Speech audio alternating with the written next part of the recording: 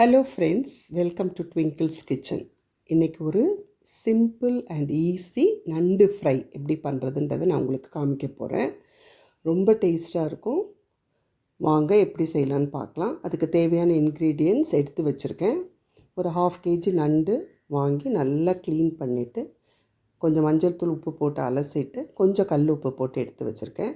ஒரு 1/2 spoon garam masala powder, 3 spoons மிளகாய் தூள், ஒரு 1/2 ஸ்பூன் மஞ்சள் தூள், கொஞ்சம் ரீஃபைண்ட் ஆயில், வெங்காயம் நல்லா கையளவு சின்ன வெங்காயம் கட் பண்ணி எடுத்து வச்சுருக்கேன், கருவேப்பிலை, பூண்டு நீல வாக்கில் கட் பண்ணது, இஞ்சி நீல வாக்கில் கட் பண்ணது, ஒரு 3-4 பச்சை மிளகாய் நீல வாக்கில் கட் பண்ணது, 2 தக்காளி பொடியாக கட் பண்ணது, கொஞ்சம் கொத்தமல்லி இலை.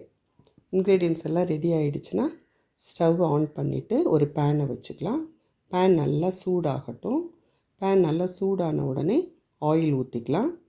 இது ஃப்ரை மாதிரி பண்ணுறதுனால கொஞ்சம் எக்ஸ்ட்ரா ஆயில் ஊற்றினா தான் நல்லாயிருக்கும். ஃப்ரெஷ்ஷாக இருக்கிற கருவேப்பிலையை உள்ளே போட்டுடலாம். கருவேப்பிலை நல்லா பொரிஞ்ச உடனே வெங்காயம் நீலவாக்கில் கட் பண்ணதை உள்ளே போட்டு கொஞ்சம் நேரம் நல்லா வதக்கலாம். வெங்காயம் கொஞ்சம் வதங்கணும், அப்போ தான் நல்லாயிருக்கும். வெங்காயம் நல்லா வதங்குற டைமில் இஞ்சி பீசஸை உள்ளே போட்டுடலாம். இஞ்சி வேகிறதுக்கு டைம் ஆகும், அதனால் அதை முதல்ல உள்ளே போட்டுடலாம். போட்டுட்டு இஞ்சியை நல்லா வதக்கலாம். நல்லா வதங்கட்டும். அது வதங்கி வர டைமில் கட் பண்ணி வச்சுருக்கிற பூண்டு பீசஸை உள்ளே போட்டுடலாம். இந்த இஞ்சி பூண்டு நம்ம தட்டி கூட போடலாம், ஆனால் அரைச்சி போட வேண்டாம். இந்த தட்டி போட்டால் அது ஒரு டேஸ்ட்டாக இருக்கும். பச்சை மிளகாயும் உள்ளே போட்டுடலாம். போட்டுட்டு இதையும் நல்லா வதக்கலாம். பாருங்கள், வெங்காயம் நல்லா ப்ரௌன் கலர் ஆகிடுச்சு. இஞ்சி பூண்டு பச்சை மிளகாய் எல்லாம் மிக்ஸ் ஆகிடுச்சு. இப்போது கட் பண்ணி வச்சுருக்கிற தக்காளி பீசஸை உள்ளே போட்டுடலாம்.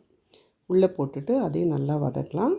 கொஞ்சம் உப்பு போட்டுக்கலாம். ஆல்ரெடி நம்ம கிராப்லையும் உப்பு போட்டதுனால கொஞ்சமாக உப்பு போட்டால் போதும்.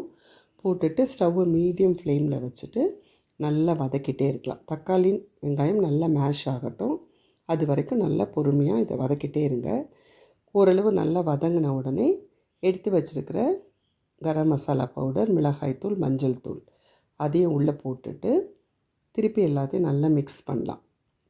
இது கரிஞ்சு போயிடக்கூடாது. அதே சமயம் அந்த மிளகாய்த்தூளோட பச்சை வாசனையும் தெரியக்கூடாது. அதனால் ஸ்டவ்வை சிம்மில் வச்சுட்டு கூட நல்லா இதை வதக்கலாம். வதக்கினா அந்த எண்ணெயும் பிரிஞ்சு வரும். அந்த டைமில் நண்டு பீசஸை உள்ளே போட்டுடலாம். உள்ளே போட்டுட்டு திருப்பி இந்த மசாலாவோட நண்டு பீசஸை நல்லா மிக்ஸ் பண்ணுங்கள். நல்லா மிக்ஸ் பண்ணி விடுங்க. விட்டால் அந்த காரம் இஞ்சி பூண்டோட டேஸ்ட் எல்லாம் அந்த நண்டு பீசஸில் இறங்கும். அது வரைக்கும் கொஞ்சம் நேரம் பொறுமையாக அதை நல்லா வதக்கிட்டே இருக்கலாம். ஓரளவு நல்லா வதங்கின உடனே நம்ம இதுக்கு தேவையான தண்ணி மட்டும் ஊற்றி கொஞ்சம் நேரம் வேக வைக்க போகிறோம்.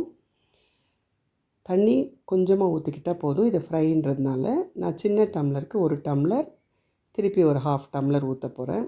ஊற்றிட்டு ஒரு மூடி போட்டு வேக விட போகிறேன்.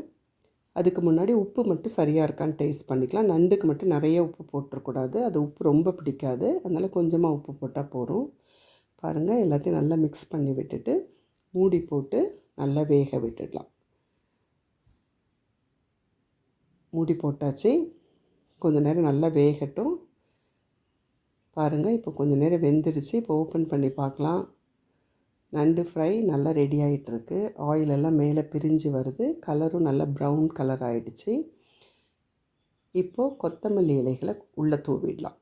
தூவிட்டு எல்லாத்தையும் சேர்த்து நல்லா கிளறி விட்டுடலாம். நல்ல மணமாக இருக்குது. அதே சமயத்தில் பார்க்குறதுக்கு ரொம்ப அழகாக இருக்குது.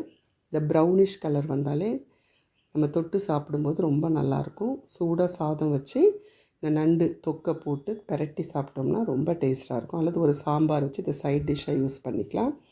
பாருங்கள், நண்டு வறுவல் ready. Very simple, very easy, very appetizing. ரொம்ப டேஸ்ட்டாக இருக்குது. கட்டாயம் நீங்கள் இதை செஞ்சு பார்க்கணும். இந்த வீடியோ வாட்ச் பண்ணதுக்கு தேங்க்யூ.